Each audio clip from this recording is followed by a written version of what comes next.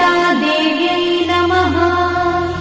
श्रीललिता सहस्रनाम स्तोत्रम् ध्यानम्।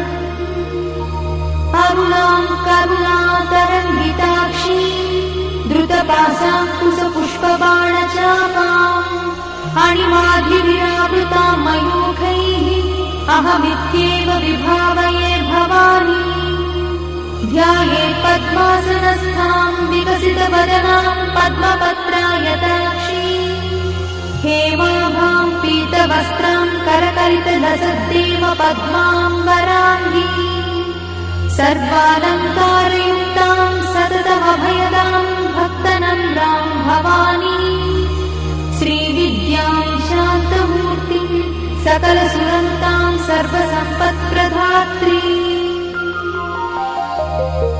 श्रीमाता श्रीमहाराज्ञी श्रीमत्सिंहासनेश्वरी चिदग्निकुण्डसम्भूता देवकार्यसमुद्यता उद्यद्भानुसहस्राभा चतुर्बाहुसमन्विता रागस्वरूपपाषाढ्या क्रोधाकाराङ्कुशोज्ज्वला मनोरूपेक्षुकोदण्डा पञ्चतन्मात्रसायका निजागुणप्रभापूरमज्जद्ब्रह्माण्डमण्डला।